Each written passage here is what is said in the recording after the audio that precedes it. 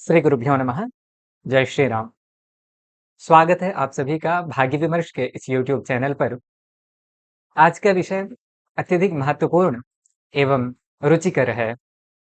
वह इसलिए क्योंकि जब भी किसी शिशु का जन्म हुआ होगा अथवा हुआ होता है, आपने कभी सुना होगा आपके परिवार में, सगे संबंधियों में, विशेषतः माता-पिता के मन में यह जिज्ञासा अवश्य उत्पन्न होती है कि जो हमारा बच्चा है, वह बड़ा होकर के क्या बनेगा? किस क्षेत्र विशेष में जाएगा? इंजीनियर बनेगा, कलेक्टर बनेगा, आदि बहुत सारे जो विषय विशेष हैं, उस समय विशेष में माता-पिता के मन में उत्सुकतावशात जो है अथवा आपका भी यदि कोई प्रिय है, तो वहाँ पर आपको भी इस प्रकार की जिज्ञासाएँ उस बालक के प्रति देखने के लिए प्राप्त हो सकती हैं। जब व्यक्ति की जन्म कुंडली बनती है किसी भी बच्चे की, उसके माध्यम से तो निश्चित तौर पर बतलाया जा सकता है कि वह किस क्षेत्र में उसके लिए जीवन में सफलता है, उसे क्या करना चाहिए और भविष्य में वह क्या कार्य करेगा आदि। किंतु यदि मैं आपको कहूँ कि आप स्वयं भी बिना ज्योतिषी के पास गए हुए अपने बच्चे का भविष्य जान सकते हैं। वह बड़ा होकर किस क्षेत्र में जाएगा, क्या कार्य करेगा आदि विषय।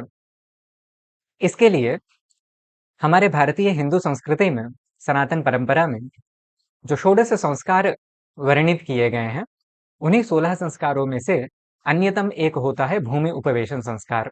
जब बच्चे को प्रथम बार 5 महीने का जब बालक हो जाता है, तो उसको भूमि में बैठाया जाता है प्रथम बार। उसी शुभ दिनों में गीत वाद्य आदि के माध्यम से जो है, एक उत्सव के रूप में उसको मनाया जाता है। उसी समय विशेष में एक आजीविका परीक्षण नामक संस्कार किया जाता है। अर्थात आजीविका आपने शायद पहले इस संस्कार को सुना है, यदि नहीं सुना है, तो आप आज इस विषय में जानेंगे। इस आजीविका परीक्षण संस्कार में होता यूँ है कि जो बालक होता है, उसको जब भूमि में प्रथम बार बैठाया जाता है, तो उसके समक्ष आचार्य रामदैवज्ञ मुहूर्त चिंतामणिकार नामक एक मुहूर्त ग्रंथ के रचनाकार हैं। उन्होंने इस आजीविका परीक्षण संस्कार को विशेषतया बतलाया है। वो कहते हैं कि तस्मिन् काले स्थापयेत् तत्पुरस्तात् वस्त्रं, शस्त्रं, पुस्तकं, लेखनीं च स्वर्णम रौप्यम यच्च गृह्णाति बालः तैहि आजीवैहि तस्य वृत्तिः प्रतिष्ठा।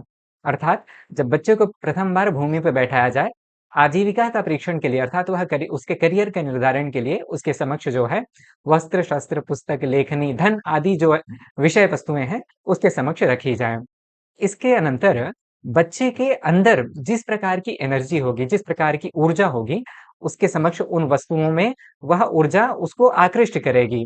ठीक इसी प्रकार जब बच्चा यदि धन को जाकर के आप जब उसके समक्ष विषय वस्तुएं रखेंगे, धन को अथवा पुस्तक को मान लीजिए वहां पर जाकर के वह बच्चा स्पर्श करता है अथवा पेन को उठाने का प्रयास करता है, इसका अर्थ यह है कि उस प्रकार की जो शक्ति है वह उसे आकृष्ट कर रही है। भविष्य में उसका जो करियर होगा वह निश्चित तौर पर शिक्षा के क्षेत्र में होना चाहिए अथवा पढ़ाई लिखाई से एजुकेशन से संबंधित जो है उसका करियर समझना चाहिए। ठीक इसी प्रकार यदि वह किसी अस्त्र को लेकर के पकड़ने का प्रयास करता है अथवा उठाने का प्रयास करता है, तो वहां पर वह वस्त्र से संबंधित कार्यों में रुचि रखेगा अथवा उसका व्यवसाय उस प्रकार का हो सकता है। तो जिस भी वस्त्र, शस्त्र, पुस्तक, लेखनी और धन, इनमें से जिस भी विषय वस्तु को वह स्पष्ट करेगा, जाकर के उठाने का प्रयास करेगा, जिसका चयन करेगा, उसके आधार पर उसकी आजीविका का निर्धारण होगा, ऐसा समझना चाहिए। यह संस्कार विशेष वर्तमान में भी समग्र भारतवर्ष में मनाया जाता है, विशेषतः दक्षिण भारत में इसका आचरण अत्यधिक होता है। आपने पहले इस संस्कार के बारे में कभी सुना था या नहीं? यदि हाँ, तो क्या जानते हैं आप इसके बारे में अथवा और क्या इससे संबंधित विषय पर आप जानकारी चाहते हैं? कमेंट के माध्यम से अपनी बात अवश्य रखें। यदि वीडियो अच्छी लगी हो तो कृपया लाइक, शेयर एवं सब्सक्राइब अवश्य करें। मिलते हैं अगली वीडियो में। जय श्री राम।